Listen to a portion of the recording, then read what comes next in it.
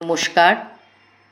আজ শ্রী শ্রী জগন্নাথ দেবের স্নানযাত্রার পূর্ণতিথি।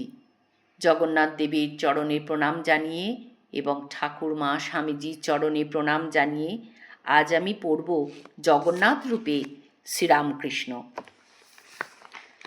ঠাকুর একদিন কথা প্রসঙ্গে বলেন, তোমাদের অতি গুহ্য কথা বলছি। জগন্নাথের সঙ্গে মধুরভাবে আলিঙ্গন করতে গিয়ে হাত ভেঙে গেল। জানিয়ে দিলে তুমি শরীর ধারণ করেছ, এখন নররূপের সঙ্গে সাক্ষ্য বাৎসল্য এই সব ভাব লয়ে থাকো। শ্রীময় একদিন বলেন যে ঠাকুর অনেকবার বলেছেন আমাদের, আমি পুরীর জগন্নাথ। আমাদের কয়েকবারই পুরী পাঠিয়েছিলেন। কি করতে হবে সব বলে দিতেন। একবার বলে দিলেন জগন্নাথকে আলিঙ্গন করবে। মহা ভাবনায় পড়লাম, কি করা যায়। তখন আলিঙ্গনের সময় নয়। শেষে এক বুদ্ধি তিনি মনে জাগ্রত করে দিলেন। অনেকগুলি রেজকি পয়সা ও কিছু টাকা পকেটে ছিল, তা ছড়িয়ে দিলাম গর্ভ মন্দিরে। পাণ্ডারা সব কুড়োচ্ছিল, আর আমি ওই ফাঁকে রত্নবেদিতে উঠে জগন্নাথ দেবকে আলিঙ্গন করলাম। কেউ কেউ দেখতে পেয়ে হৈ হৈ করে উঠল। আমি ফস করে নেবে প্রদক্ষিণ করতে লাগলাম। অন্ধকারে কেউ বুঝতে পারলে না কে। যিনি আমায় বলে দিয়েছিলেন তিনিই বুদ্ধি দিলেন, আবার তিনি পাণ্ডাদের ভিতর লোভ দিয়ে ওদের সরিয়ে দিলেন।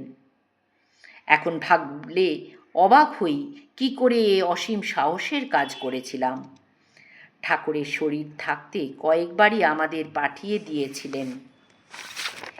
তিনি নিজে যেতেন না, বলতেন ওখানে গেলে এ শরীর আর থাকবে না, তাই নিজে যেতেন না।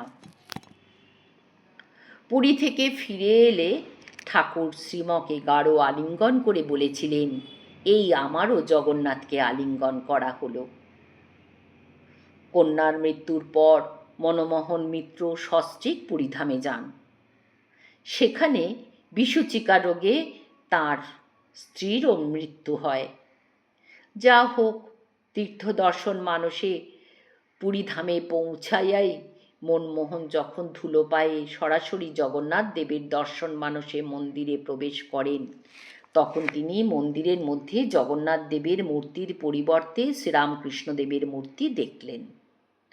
যতবার ভালো করিয়া দেখিবার চেষ্টা করিলেন, ততবারই শ্রীরামকৃষ্ণদেবের মূর্তি তাহার নয়ন গোচর হইল।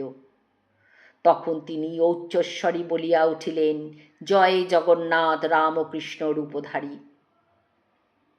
স্বামী লোকেশ্বরানন্দ শ্রীরামকৃষ্ণ পরিকর প্রসঙ্গ গ্রন্থে লিখছেন, পুরীর শ্রী মন্দিরে হরি মহারাজ প্রবেশ করেছেন শ্রী শ্রী জগন্নাথ দেবকে দর্শনের জন্য উদ্গ্রীব হয়ে। সহসা দেখলেন ঠাকুর হাসতে হাসতে বেরিয়ে আসছেন, আর বহু দিন পরে শ্রী শ্রী ঠাকুরের দর্শন অপার্থিবভাবে পেয়ে তিনি সহসা যেমনি শ্রী শ্রী ঠাকুরের শ্রীচরণে নিপতিত হলেন, অমনি শ্রী শ্রী ঠাকুর অদর্শন হয়ে গেলেন। এই কথা হরি মহারাজের শ্রীমুখেই শুনেছিলাম। নবযুগের মহাপুরুষ গ্রন্থে স্বামী তুরীয়ানন্দের দর্শন আরও নিখুঁতভাবে বর্ণিত হয়েছে। স্বাস্থ্যোন্নতির জন্য স্বামী তুরীয়ানন্দ 1911 এবং 1917 খ্রিস্টাব্দে পুরীধামে গমন করেন। উক্ত তীর্থে অবস্থানকালে তিনি একদিন জগন্নাথ দেবের দর্শনে যান দিনের বেলায়। অরুণ স্তম্ভের পাশ দিয়ে মন্দিরের সিঁড়িতে উঠিতেছিলেন। এমন সময় দেখিলেন সিঁড়ির অন্য পাশ দিয়া ঠাকুর শ্রীরামকৃষ্ণদেব নামিতেছেন। ঠাকুরের গলায় ফুলের মালা এবং দেহে সাধারণ জামা কাপড়।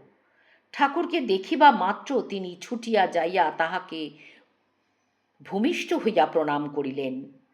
কিন্তু যখন তিনি প্রণামান্তে ঠাকুরের পাদস্পর্শ করিবার জন্য হাত বাড়াইলেন, তখন ঠাকুর অদৃশ্য হইলেন। সেই মুহূর্তে তাহার চমক ভাঙিল।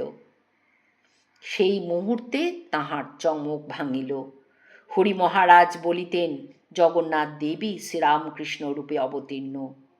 এই জন্যই ঠাকুর পুরীতে যাইতেন না এবং বলিতেন পুরীতে গেলে তার শরীর ত্যাগ হইবে।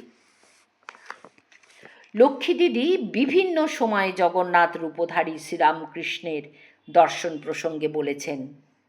বলরামবাবু যখন একদিন মহাপ্রসাদ নিয়ে গিয়েছেন শ্রীরামকৃষ্ণদেবের কাছে, দেখেছি তিনি উহা মাথায় ঠেকালেন, প্রণাম করলেন, ভাব হলো। পরে বললেন, জগন্নাথ যেন আমিই গেছি। সেখানে সবই বড়, বিরাট, সমুদ্র বড়, রাস্তাঘাট বড়, আবার জগন্নাথ তিনিও বড়। এই শরীর নিয়ে সেখানে গেলে এটা থাকবেনি, অর্থাৎ জগন্নাথ দর্শন করলে তিনি তাঁর সঙ্গে লীন হয়ে যাবেন।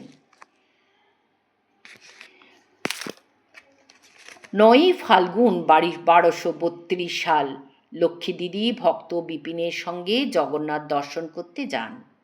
পথে ঠাকুরের জন্য মন খারাপ হলো। তারপর জগন্নাথ মন্দিরে গিয়ে দেখেন ঘরের ভিতরে দক্ষিণ দিকে ঠাকুর একটি বেঞ্চের উপর বসিয়া আছেন। লক্ষ্মী দিদি ঠাকুরকে দেখে আনন্দিত হয়ে বললেন, আমার খুব আফসোস হয়েছিল যে খুড়ো মশাই জগন্নাথ দেখতে পেলেন না। ঠাকুর তখন লক্ষ্মী দিদিকে বললেন, আমি জগন্নাথ দেবের কাছেই আছি, তুই অত ভাবছিস কেন? তুই এত ভাবছিলি বলে আমি সাক্ষাৎ তোকে দেখা দিলাম। আরও একদিন লক্ষ্মী দিদি মন্দিরে ঠাকুরকে সদলবলে দেখতে না পেয়ে দুঃখিত হন। তখন শ্রী জগন্নাথ তাকে বলেন, দুঃখ করিও না, আমিও যে তোমার শ্রীরামকৃষ্ণ সেই। হরি ওম তৎসৎ। শ্রীরামকৃষ্ণার্পণমস্তু।